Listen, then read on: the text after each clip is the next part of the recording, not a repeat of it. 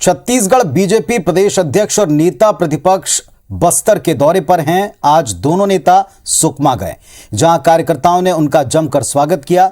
इस दौरान पूर्व मंत्री केदार कश्यप भी मौजूद रहे। साव ने कहा कि बस्तर की सभी 12 सीटों पर दमदारी के साथ बीजेपी चुनाव लड़ेगी।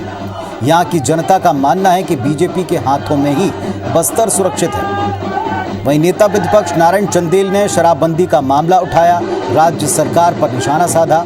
कहा कि सरकार बनने के बाद से 51,000 करोड़ का कर्ज लिया जा चुका है।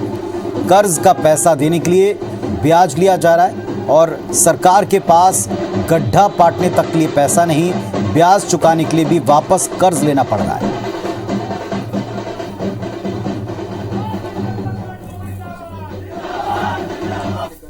हम बस्तर संभाग की सभी 12 सीटों पर दमदारी से चुनाव लड़ेंगे और आज बस्तर की भी जनता ये मान रही है कि बस्तर भारतीय जनता पार्टी के हाथों में ही सुरक्षित रहेगा।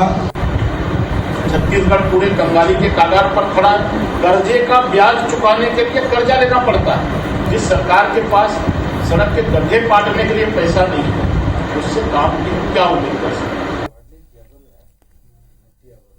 तो बीजेपी मिशन बस्तर की शुरुआत कर चुकी है। बीजेपी के नवनियुक्त प्रदेश अध्यक्ष और नेता प्रतिपक्ष बस्तर दौरे की शुरुआत कर चुके हैं। 5 दिनों का ये बस्तर दौरा है।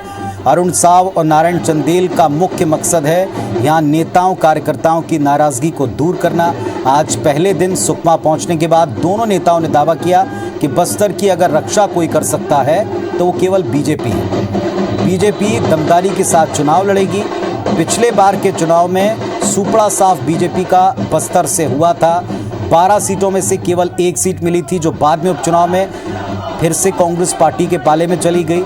यानी अब वर्तमान में कोई भी विधायक यहां से भारतीय जनता पार्टी का नहीं है और इसीलिए बीजेपी प्रदेश अध्यक्ष बस्तर से ये चुनावी कवायद कर रहे हैं। कांग्रेस के अपने दावे हैं, लेकिन भारतीय जनता पार्टी ने आज कहा कि दमदारी से लड़ेगी और बस्तर की रक्षा अगर कोई कर सकता है तो केवल बीजेपी। सुकमा पहुंचे हुए हैं ये दोनों नेता और मीटिंग करने वाले हैं। मंथन चल रहा है, शिकायतें दूर करना मकसद है। राजा राठौर सुकमा से हमारे साथ जुड़ गए, सहयोगी हमारे। राजा बताएं, दोनों नेता पहुंचे हैं, दमदारी से चुनाव लड़ेंगे, ये तो क्या है, रणनीति क्या होगी, क्या ये बन चुकी है, क्या इस वक्त का कार्यक्रम है उनका? देखिए, जो भाजपा के प्रदेश स्तर के संगठन में फेरबदल के बाद ये पहला मौका था जब प्रदेश अध्यक्ष अरुण साव और नेता प्रतिपक्ष नारायण चंदेल सुकमा पहुंचे हैं। सुकमा में वो पहले पत्रकारों से चर्चा करने के बाद सर्किट हाउस में ही जो भाजपा की कोर कमेटी है जिले लेवल की, उनके साथ एक बैठक हुई। इसके बाद जाकर भाजपा कार्यालय में भाजपा के कार्यकर्ताओं के साथ बैठक हुई। ऐसा माना जा रहा है कि कहीं ना कहीं संगठन को मजबूत करने और जो आगामी अगले वर्ष जो चुनाव है उसकी तैयारी को लेकर ये सभी नेता यहाँ पहुंचे हुए हैं। साथ ही बस्तर से केदार कश्यप भी शामिल है इस बैठक में। स्पष्ट रूप से भाजपा अध्यक्ष जो अरुण साव है उनका कहना था कि बस्तर की 12 सीटों पर, पूरी 12 सीटों पर भाजपा बहुत मजबूती के साथ लड़ेगी और अधिकतर सीटों पर जीत कराएगी, ऐसा उन्होंने दावा किया है। साथ ही नेता प्रतिपक्ष नारायण चंदेल ने सरकार पर आरोप लगाया शराबबंदी का कि सरकार ने वादा किया था चुनाव से पहले शराबबंदी करेंगे, शराबबंदी नहीं हुई। साथ ही सरकार पर और आरोप लगाया गया कि कर्ज में डूबी हुई है सरकार और जो कर्ज का ब्याज है उसका पैसा पटाने के लिए भी सरकार को कर्ज लेना पड़ रहा है। ऐसे आरोप सरकार पर नारायण चंदेल ने भी लगाए।